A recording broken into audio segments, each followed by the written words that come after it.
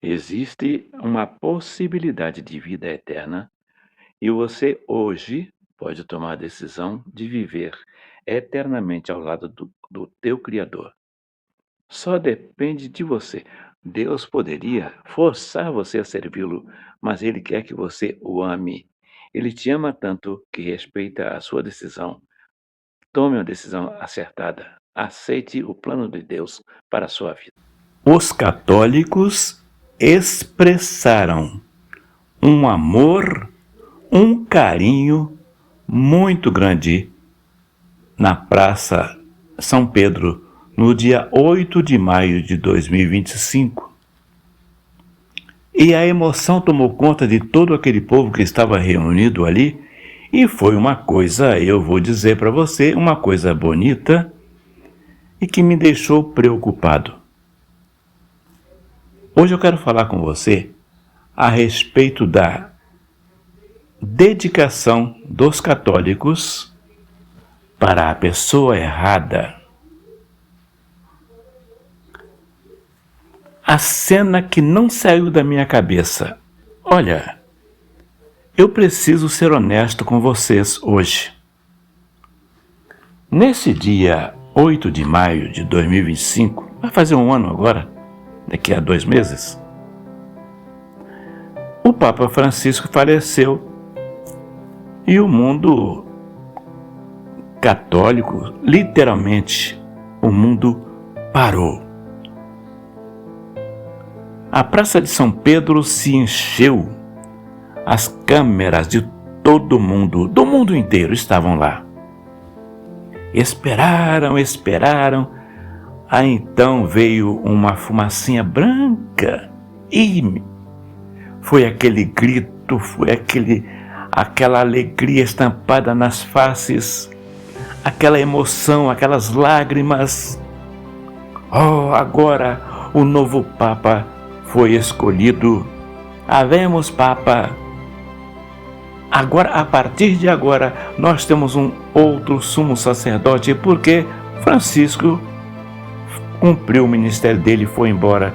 Mas agora a igreja não está sem direção.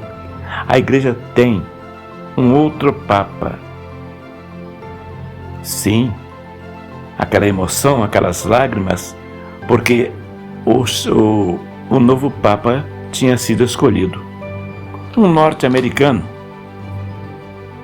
Robert Francis Prevost.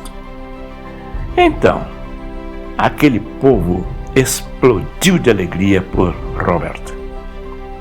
Eu assisti a tudo isso. E sabe o que eu senti de verdade? Primeiro, uma admiração profunda. Olhei para aquelas pessoas e vi uma fé real.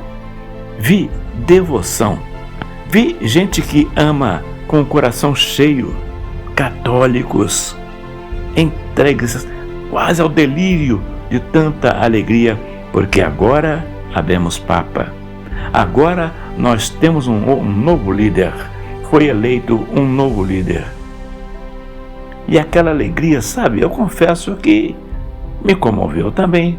Fui, não pelo fato de Papa, pelo Francis ou por qualquer outro que fosse, não, mas a minha alegria, o que me contagiou foi a alegria do povo, ver aquela manifestação espontânea. E aquilo, eu confesso que eu senti uma certa emoção. Mas logo depois veio uma dor, uma inquietação que não me deixou dormir. Porque eu me fiz uma pergunta simples. E essa pergunta mudou tudo, mexeu com a minha cabeça. Eu olhei aquilo ali e voltei para a realidade e olhei para mim e fiz uma reflexão. Se eu, evangélico, que creio que meu sumo sacerdote é Jesus Cristo, se eu tivesse que expressar minha fé, se eu tivesse que expressar pela minha fé a mesma emoção que esse povo expressou pelo Papa? Perdão. Será que eu conseguiria? Eu vou repetir. Se eu tivesse que expressar minha fé, a emoção, se eu tivesse que expressar pela minha fé a mesma emoção que esse povo expressou pelo Papa, eu conseguiria? Por Jesus Cristo? A resposta me envergonhou.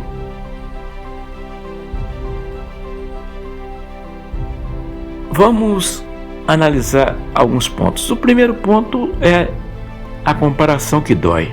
Olha, eu não estou aqui para atacar ninguém.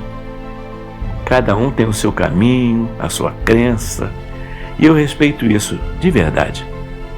Mas eu preciso falar o que está na minha alma, que me incomoda. Eu quero compartilhar com você. Seja você católico, seja você evangélico, se você crê em Deus, eu quero falar, abrir minha alma e ver se tem alguma coisa que sirva para você. Amém. Se não tiver, permita-me um desabafo. Aquele povo na Praça São Pedro demonstrou um nível de amor, de reverência, de entrega emocional pelo seu líder religioso que, sinceramente, eu raramente vejo entre nós, os evangélicos. Pelo próprio Senhor Jesus Cristo, eu não vejo isso. Quantas vezes, diga sinceramente, quantas vezes eu, você, nós choramos pela alegria da presença de Jesus, mas chorar pela alegria de estar presente, transformar-se assim de repente numa criança de tanta felicidade e transbordar em lágrimas de emoção, de alegria. Quantas vezes você, eu, nós gritamos de emoção porque Ele nos salvou? Quantas vezes eu, você, nós fomos até uma praça ou ficamos acordados esperando ansiosamente por uma palavra dele? Eu vejo igrejas vazias em dias de semana. Eu vejo evangélicos que mal abrem a Bíblia. Eu me incluo nisso porque também falho. E olhando para aquela multidão na praça, me veio uma convicção. O problema não é a fé dos católicos. O problema é a frieza dos evangélicos. Se Jesus Cristo é quem nós dizemos que Ele é, o Filho de Deus, o Salvador, o Eterno, então, por que nosso amor por Ele não parece tão... Sabe, o nosso amor por Ele parece tão morno. Você já leu em Apocalipse 3,16 o que Deus pensa dos mornos? Ele disse que os vomitará da boca. Isso é sério. Isso é urgente. Não estou dizendo que precisamos fazer espetáculo. Mas o amor verdadeiro não se esconde. Ninguém consegue conter o amor verdadeiro. O amor verdadeiro transborda. O amor verdadeiro não consegue ficar quieto. De uma forma ou de outra, ele se manifesta, ele aparece. No culto, no dia a dia, na boca, na vida. E o que eu vi naquele dia na Praça São Pedro foi amor transbordando por um ser humano. Eu me pergunto, o nosso amor por Cristo transborda assim? O segundo ponto, eu quero pensar um pouco junto com você e convido você para pensar junto comigo. Hebreus, capítulo 7. Deus, agora vem um ponto de contradição, vai contrariar algumas pessoas. Se nós estudarmos a Bíblia em Hebreus, capítulo 7, nós vamos ver que Deus escolheu uma outra pessoa como sumo sacerdote. E veja, um povo não pode ter ao mesmo tempo dois sumos sacerdotes. cada povo que escolhe sumo sacerdote, cada povo que acredita, que adota um sumo sacerdote, só tem um sumo sacerdote. Não existe para o mesmo grupo, para o mesmo povo, para a mesma religião, seja ela qual for, não existem dois sumos sacerdotes. Só existe um.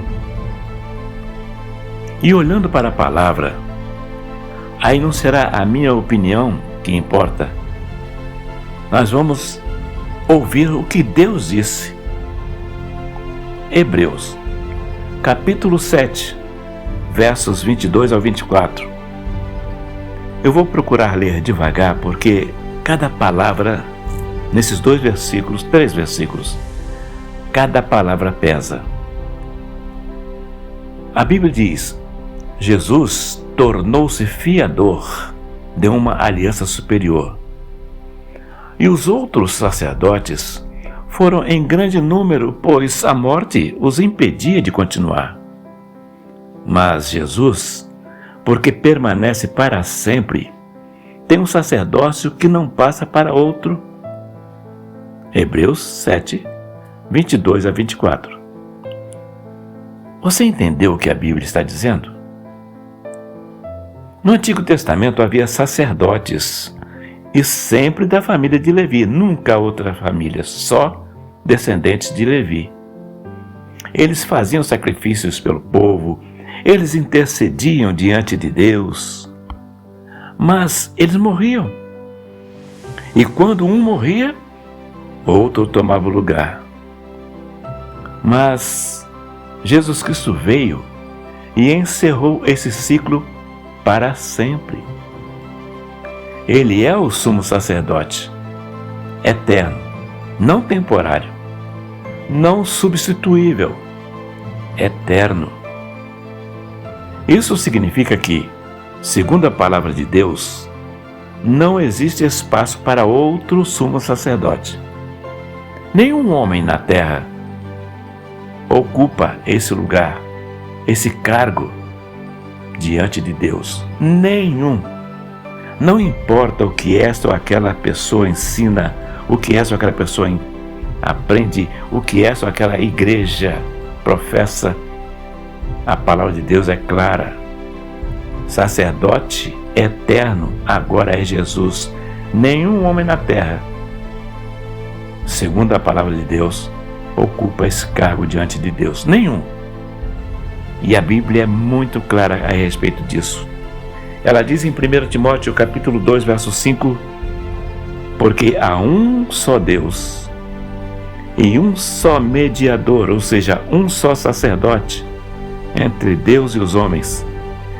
E esse sacerdote, esse mediador é Jesus Cristo, homem. 1 Timóteo capítulo 2, verso 5. Eu não estou inventando teologia, eu estou lendo o que está escrito. E aqui, com todo respeito, eu preciso dizer algo importante. Quando uma instituição, seja ela qual for, coloca um ser humano no lugar de mediador entre o povo e Deus, isso contradiz diretamente o que as Escrituras ensinam. Não é uma questão de tradição, não é também uma questão de cultura. É uma questão do que Deus disse. É uma questão de obediência a Deus ou afronta às orientações de Deus. Desacato. E Deus não vai abrir mão do que Ele estabeleceu.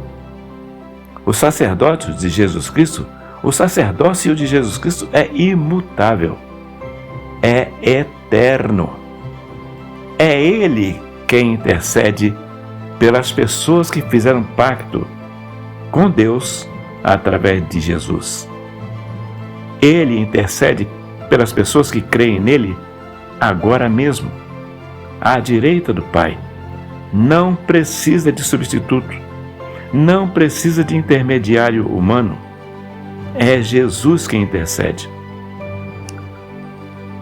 O Francisco, o que foi, ele não valia diante de Deus não valia nada como sumo sacerdote. Mr. Robert Francis Prevost, Prevost também não vale nada como sacerdote diante de Deus, porque Deus já escolheu um único sumo sacerdote, e Deus escolheu Jesus Cristo. Quem é que pode se meter nisso? Quem é que se atreve a desobedecer aquilo que Deus estabeleceu? Jesus não precisa de substituto. Ele é eterno. Quando o sacerdote morria, outro substituía. Jesus Cristo morreu? Sim, mas o Deus Todo-Poderoso o ressuscitou e o constituiu sacerdócio ou sacerdote de todo o povo que pertence a Deus. Não precisamos de intermediário humano. Amados irmãos e irmãs, amigos e amigas, o que eu quero que você leve daqui é o seguinte. Deixa eu resumir o que meu coração quer te dizer hoje. Primeiro, se você é evangélico, se você crê em Jesus Cristo como seu Salvador único e suficiente, e também sumo sacerdote, se você crê em Jesus dessa forma, o único Salvador e o sumo sacerdote, ame-o com mais intensidade, com mais entrega, com mais emoção real, não por obrigação, mas porque ele merece muito mais do que qualquer um de nós possa oferecer. Nós somos incapazes de, com todo o nosso esforço, homenagearmos ao Senhor Jesus Cristo como Ele merece. Não coloque uma outra pessoa no lugar de Jesus Cristo. Isso ofende, isso magoa, é uma rejeição que as pessoas lá naquela outra igreja não aprenderam, não é ensinado isso para eles. Quando você escolhe uma outra pessoa, além daquela que o Senhor Jeová escolheu, você está numa séria contradição. Tá batendo de frente com o Senhor nosso Deus. Não caia nessa bobagem. Ame ao Senhor Jesus Cristo com mais emoção, com emoção real, não por obrigação, mas porque Ele merece. Muito mais do que qualquer outro ser humano jamais mereceu e nunca merecerá. Segundo lugar, entenda quem Jesus Cristo realmente é. Ele não é apenas um personagem histórico. Ele não é apenas um bom exemplo moral. Não. Ele é o sumo sacerdote, eterno, escolhido e confirmado por Deus, que vive para sempre para interceder por todo aquele que confia nele. E com todo respeito às pessoas que pensam diferente, eu vou repetir o último pedacinho. Ele é o sumo sacerdote eterno. Ele é não é um dos, ele é o sumo sacerdote eterno, escolhido e confirmado por Deus, que vive para todo sempre para interceder por aquelas pessoas que confiam que só Jesus Cristo é o sumo sacerdote. Com todo respeito aos irmãos católicos, com todo respeito ao Mr. Robert Francis Prevost, este homem não merece estar no lugar que está. E quem tem juízo, quem acredita na palavra do Senhor, não escolhe aborrecer ao Senhor. A Bíblia diz em Hebreus 7,25 que Jesus Cristo é poderoso para salvar completamente os que por meio dele se aproximam de Deus. E Jesus Cristo vive sempre para interceder por essas pessoas. Hebreus 7,25. Agora veja só, preste atenção no Hebreus 7,25. Diz que ele é poderoso para salvar completamente. Mas quem? Quem confia no Mr. Prevost? Quem confiava em Francisco? João Paulo 400, sei lá, qualquer um? Não, Jesus Cristo é poderoso para salvar completamente os que por meio dele se aproxime de Jesus, aproxime do Senhor Jeová, por meio dele, não por meio de Maria, não por meio de Prévost, não por meio de Francisco ou qualquer uma outra pessoa. Deus só aceita chegar adiante dele aquele que vai através de Jesus. Hebreus capítulo 7, versículo 25. E terceiro, não coloque nunca, jamais, de maneira nenhuma, nenhum ser humano no lugar que pertence somente a Jesus Cristo. Com carinho, com respeito, mas com clareza, eu digo para você, Deus não divide essa glória com ninguém. Eu não tenho nada pessoal contra os católicos. Muito pelo contrário, por amá-los e por saber que entre os católicos tem muitos que são fervorosos e muitos que gostam, amam a Deus de verdade, mas às vezes amar uma pessoa, para amar de verdade nós temos que conhecer e fazer a vontade daquela pessoa. Eu tenho amor pelos católicos e é por amor que eu falo.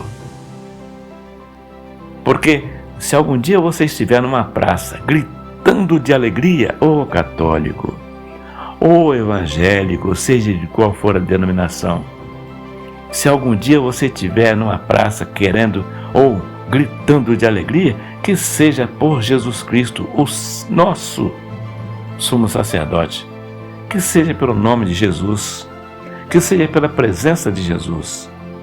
Este é o único sumo sacerdote. É o sumo sacerdote que Deus escolheu, eterno, perfeito e suficiente.